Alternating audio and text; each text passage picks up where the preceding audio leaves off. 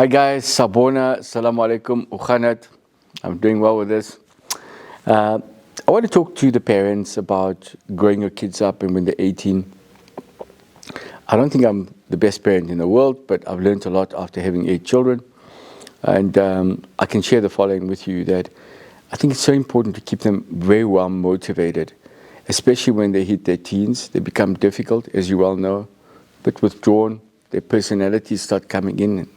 Their egos start coming in. Let's not forget about that. And that becomes highly difficult to deal with. So what's important is keep them busy, keep them entertained, but keep them entertained with the right stuff. Get them some motivational ideas. Let's create an environment for them to listen to once a week or twice a week, some motivational content. Let's let them go out and try and get a job maybe on the weekend. It's important. Maybe do chores around the house for money. But I think it's important for us to teach them value. And I've been focusing on my 13-year-old, my 12-year-old, my 11-year-old. She's stopped me. And we've been allowing them to learn what value is, teaching them and let them understand what the value of money is. And the only way to do it is let them know, first of all, what it can buy and how difficult it is to make. And if you're able to make it, how to respect it. So important for us to know, and I love doing this, take the top 50 products in the country, from bread to milk to beans to whatever, and let them understand and come back to you and tell us, what is the value of bread? I'll bet you, if you ask your kid at the table, how much is a loaf of bread? And they're going to say, which loaf? Is it a white? Is it a brown? Because they don't know. They start off like that. I know them. But you can say the best of both worlds one. It's them, Sam loaf or whatever it's called. The best of both worlds thing. Ask them the price of that. They won't know it. The price of milk, the price of electricity, water. Educate them so they're actually getting ready for life and not just like being academically stimulated like every other student in the school. Let's get them to learn scholastic stuff. Let's get them to learn scholastic business activity, cash flow. Take them to your business on a Saturday. I love doing that to my kids. They hate it sometimes because it's cold and you have lots of interesting excuses, but take them, drag them, shut them, get them in the car, get them to work, let them do some admin or some filing or whatever. And I promise you, this has been how my great-grandfather done it, I'm sure, to my father. And I know my grandfather did it to me when I was a kid. We used to wake up very late at night. And the trips to Maria, when the buses used to come towards the ZCC in Maria, we were in a little town called Port Gileshuis. And late at night, they used to open up for the people to come and buy, because those days we had this crazy thing called apartheid, and people couldn't just go anywhere. So the Indians used to have general dealers, remember? All of us, all the grandparents.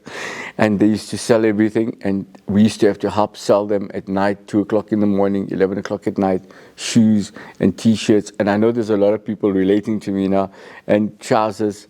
I don't remember the names now, forgive me, and I don't want to remember. I'm blocking out those names now. But it wasn't Gucci and Louis Vuitton, but it was good stuff still that we were selling and people were buying. But important enough is that we understood trade. And I think if we're going to change the country and the world, parents out there, we've got to be in a position where we focus on a few things. One is the ability for our kids and us to understand trade a little bit better. The second thing, and trade in the context of being able to trade a commodity, a service, value for the trade, etc.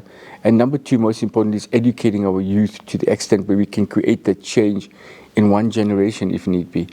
We have done fantastically since independence, I think so. I applaud every single person in the country, every color, every creed, every walk of life. We worked amazingly together. Overall, we've done a lot more good than we have done bad. But like everyone else in the world, what do we look at always? We always look and we see that black dot on the white sheet that we look at, and that becomes our focus. As South Africans, we forget that so much has happened, but since our independence, we've actually achieved a huge amount in 30 years, just under 30 years, and we're so we should be so proud about it. Yes, there's been challenges, and yes, there's been transformation and all of those things, but overall, we've done more good, I think, than there's been bad that's come out of the system. And change will take place, and change will mold our country and our people. But most importantly, let's focus back on the youth. Because the sad part about South Africa is that we're not focusing hard enough on education, in my personal view. And I think that's where the transformation is going to take place going forward. In educating these beautiful humans, young, beautiful kids, so they can take us and make us the older fathers, or if I can call it the wise people later on, and they can become leaders. Because the reality is that the kids out there are almost invisible to us. I realized it over the weekend. We're just not seeing enough of them. We're not giving enough back in terms of time and effort and expertise. And when we die, all of that's just going to cease to exist on the day we die. So while we're awake and alive, we should be just giving a little bit of it back, so they can take some value. Can you imagine, like a wonderful person? I'll just give you an example, like Albert Einstein. He had so much to add, or Galileo. He had so much to add, and then one day he just expired and died. And all that knowledge and all that experience and wisdom died with him. What a sad state of affairs, because he may have documented some of it. He may have been able to put a bit of it into some other kids' minds, into some people he taught. But the truth is, we're all the Galileos of the world. We need to give back to all the young kids up and coming, so that they're able to make right choices based on our mistakes and our successes. So once again, it brings me back to the kids.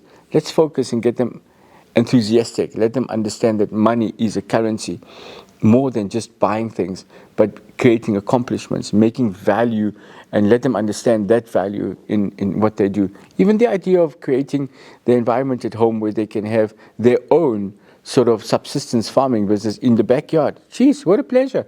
You got land, you got water, you got soil, you got everything. You need a bit of cash, which you're not going to spend at Gucci to buy a jersey, but now you're going to go and spend it at home building a small subsistence farm. Help them with the cash flow. There's so many things we can do for our youth. My children are busy with so many things. I'm overexposed. I'm overexposed as a financier to these children, these little ones, but it's fine.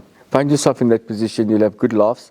You'll learn a lot as well, how simple their minds are and beautiful it is, because sometimes the best decisions are the simple, great ones.